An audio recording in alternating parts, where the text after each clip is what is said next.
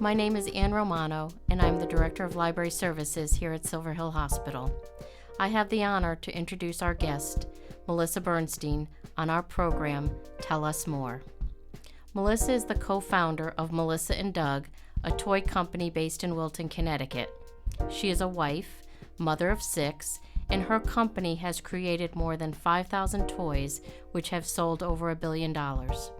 For many years, I have purchased their toys as gifts because they are educational, made from quality materials, and are kid and parent friendly. Throughout her career, Melissa has kept a secret. She struggles with depression and anxiety. She's now opened up about her mental health in a new book titled Lifelines, an inspirational journey from profound darkness to radiant light. In the About the Author page, written by her husband Doug, he writes, Melissa shows us that when darkness descends and it seems there's no escape, there actually is a way out, there actually is hope, and there actually is a path that can lead to meaning and purpose. Please join me now in listening to our interview with Melissa Bernstein. The title of our talk show here on Silver Hill Radio is Tell Us More. So in that spirit, can you start by sharing your story with our listeners? I absolutely can, because I think it is so relatable to many of you in that I was born literally from the first moment, I think, feeling like I had been placed here from another planet. I felt like I didn't fit in, that I was rowing in the opposite direction of the way society was going. And from the first time I thought, I had 3 questions that raced through my head, which were, why am I here? What is the meaning of life if we are ultimately just going to expire? And what am I meant to do during my brief time here? And because I was so young, I couldn't really verbalize those questions, thus could not get a succinct answer to them. I fell into deep despair because I didn't understand why I was here, and life seemed utterly meaningless and futile. So most people have heard of depression and anxiety, but your book is specifically about existential depression and anxiety. Can you explain a little bit more about what that means? I can. And the crazy thing is, existential depression isn't even in the DSM, the Diagnostic and Statistical Manual for Mental Disorders. It isn't necessarily even considered a pathological condition. And what it is really a crisis of meaning. It is this sense that I do not know why I'm here. And in many ways, it's philosophical and spiritual, because for me, that question could only be solved by really diving inward and figuring out what my essence were, what those innate sparks of self-expression were that longed to rage freely, and ultimately learn how to kindle them to connect me to the flow of humanity. Did you have any hesitations about opening yourself up to the world for fear of being stigmatized or judged? How did you move through that? Oh, that's a great question. And I think that was the reason it took me so many years to tell my truth. I was middle-aged by the time I did. And I think I now know why it's called a mid-aged crisis, because before that, I basically denied, repressed, and disassociated from every single thing I felt. I adopted a facade, which was this facade of perfect. I'm fine. Everything's great. I was this shiny face of like, I can do it all. Like everything's cool, until that exhaustion from denying everything I was and everything I felt became so great. And that cry of my soul to be seen authentically grew so loud that at one point I truly, literally cracked. I surrendered, I guess you could say. And I said, I can't do this alone. I can't fake it any longer. And I know I finally need to stop racing outside myself for validation and the gold stars and that need to be perfect. And I need to finally take the journey inward and accept who I am in totality.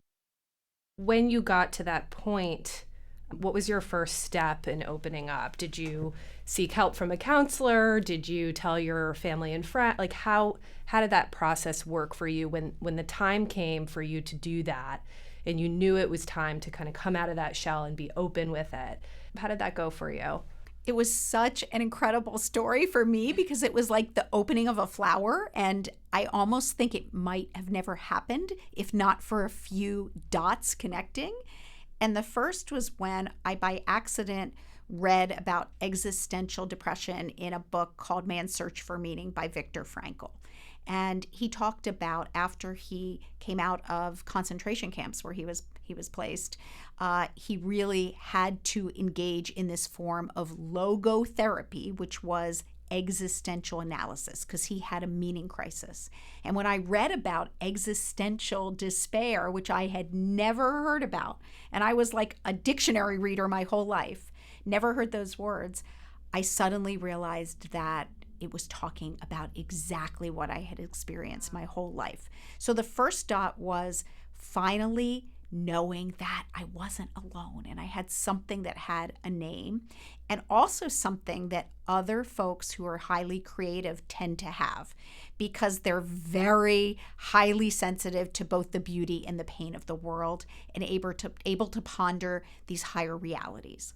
So the first step was, for the first time, having a label, which I actually really needed because I didn't think I was anything or anyone. So it gave me this identity that meant that maybe I actually had a blessing, not a curse, which I call a blurse. Then I felt this need, because I was discovering this window onto my soul for the very first time. The second step was, this is a crazy step, I decided I wanted to go public on a podcast that had led me to Viktor Frankl's book. So, and it was a big podcast, a national platform, international platform podcast, I would say. I decided I was going to go on that and bear my truth. And the only other person that knew was my husband and best friend and partner, Doug. And I went on that podcast and I bared my truth. And I ended up receiving hundreds and hundreds of letters.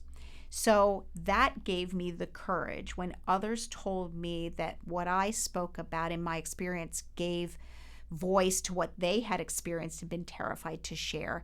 That gave me even more courage to know that this is how I wanted to spend the rest of my life. I wanted to help others who were shrouded in darkness find their light, because I had found my own light through my creativity. So how did you end up choosing children's toys as your creative release? It was just an accident, like most things in my life are. I think Doug and I, right out of school, we followed a very conventional path, because in those days, this is 33 years now since we started Melissa and Doug. And in those days, you didn't start a company, much less a toy company. You didn't leave the path of really going to school for a particular discipline, getting a job in that discipline, and then following it up the escalator your entire life. You never thought about what was going to make your soul sing. It wasn't about that. So we started on that conventional path. And we were both really disillusioned.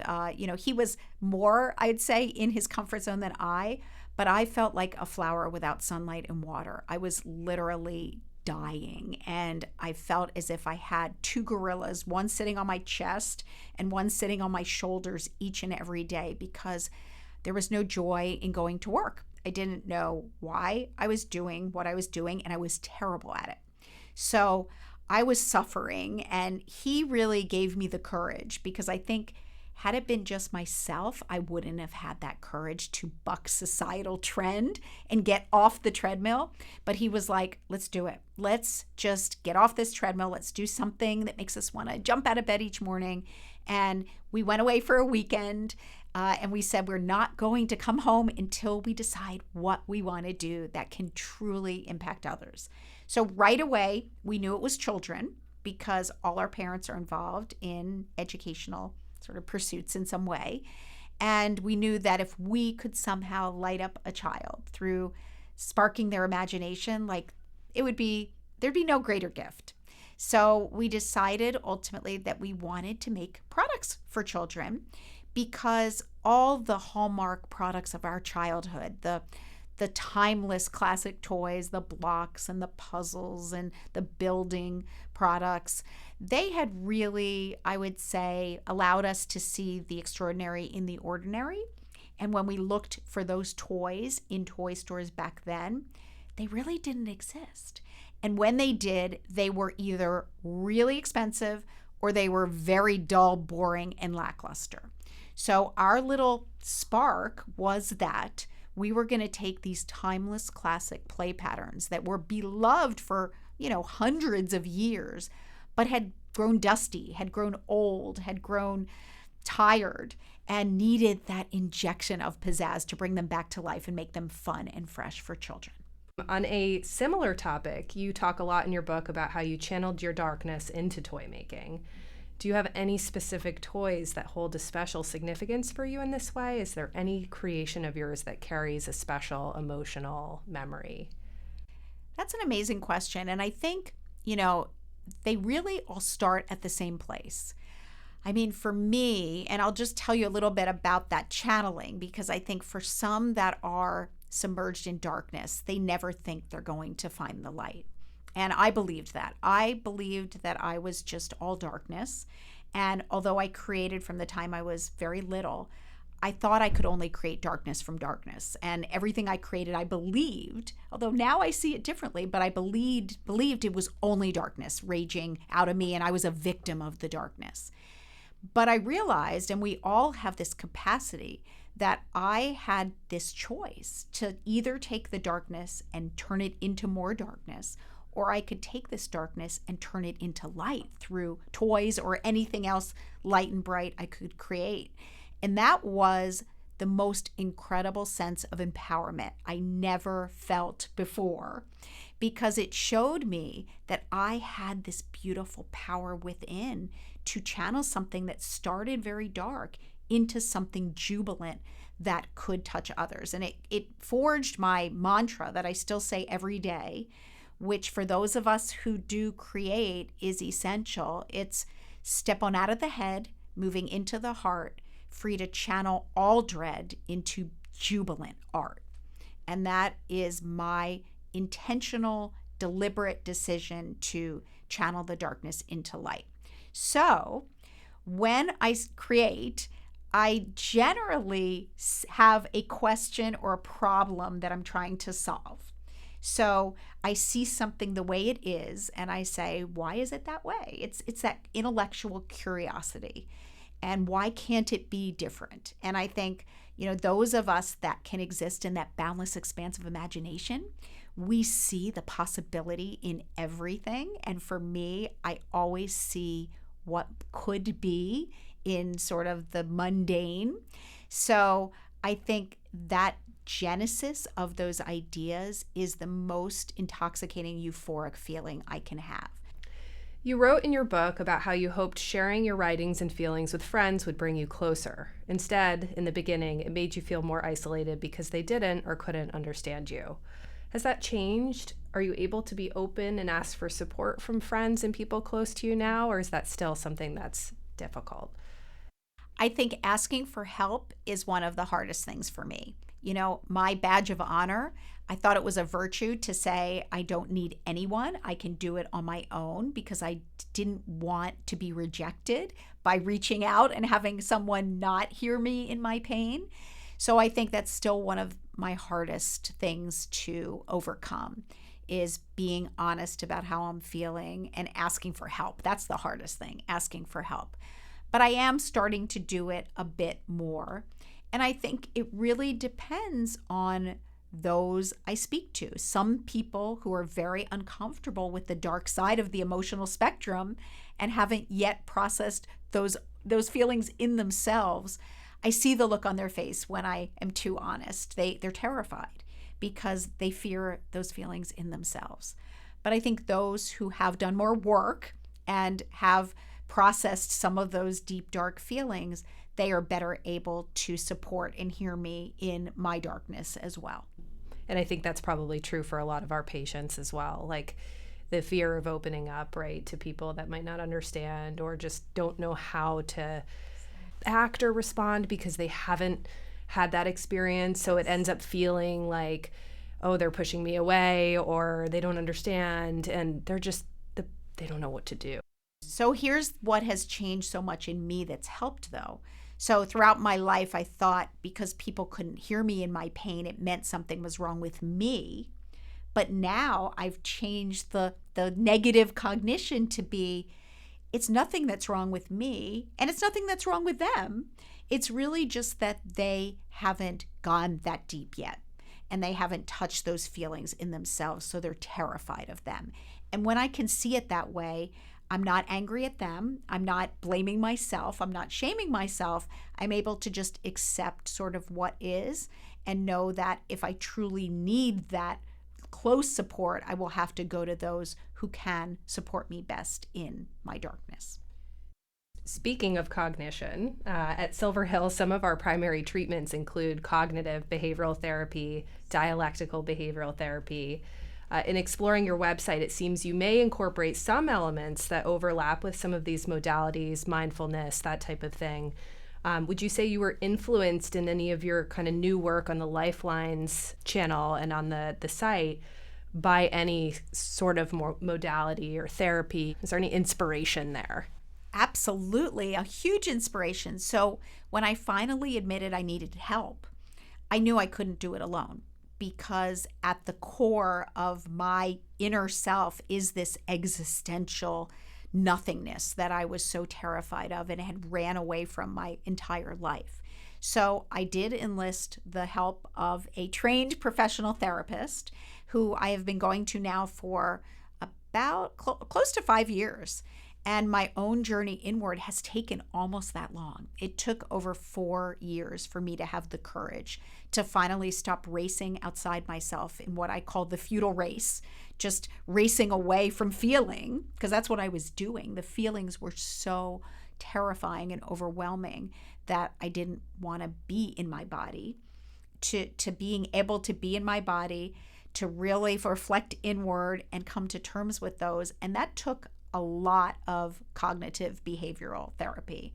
I would say it was a lot of looking back, going into the wounded child, all the traumas and the negative mind stories I told myself, which were all, horrifying. And I write them in my book, like, I'm worthless, I can't trust anyone, I will always be alone, I must be perfect, and perfect meant 100%, 99% was imperfect.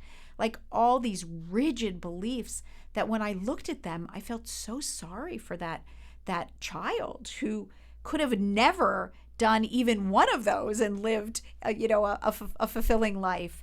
So I needed to change my beliefs and my perceptions. And it's still, I would say, my 2 hardest practices that I have to do every single day is allowing what I'm feeling, no matter what it is, this idea of equanimity, of stopping and then allowing my feelings to just soar on by like the clouds in front of the sky and not react to them. And then embracing myself for being human and having all kinds of feelings, from jealousy to anger to bitterness to joy. Melissa and I had a conversation about anxiety and how so often we try to avoid the things that make us anxious, which inevitably leads to suffering. I asked her how she's coped with anxiety over the course of her illness.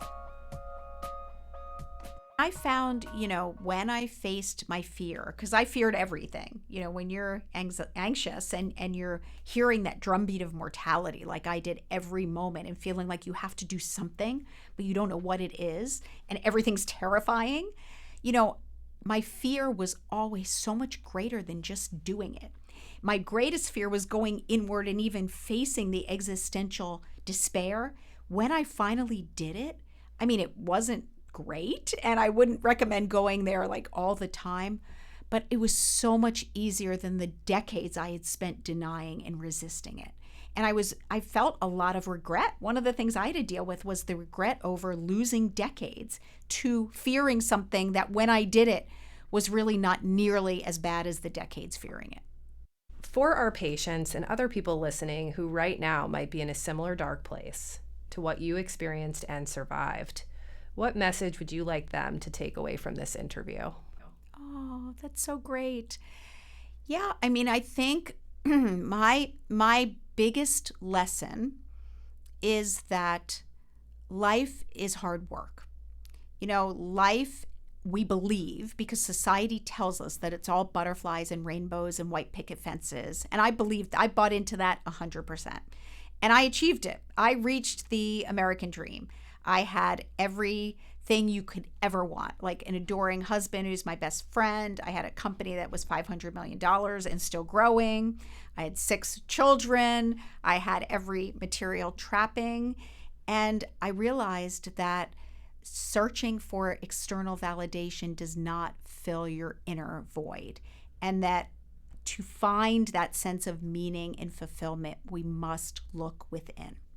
So I think the lesson is to not be scared to do that, to build the courage to go within, because if you can look and find who you truly are, what those seeds of self-expression are in you that long to come out and connect with others, you will in there find your sense of purpose, you will find your meaning, and you will traverse the anxiety and realize that anxiety was just telling you that something was very wrong. Thank you again for being here today, Melissa. It's been a real pleasure talking with you and sharing your story with our patients and our audience. We just really, really appreciate it. So thank you. There is nothing that I have enjoyed more. I'm so thankful to be part of this. Thank you. I'm Molly Norton, and you've been listening to Tell Us More on Silver Hill Radio.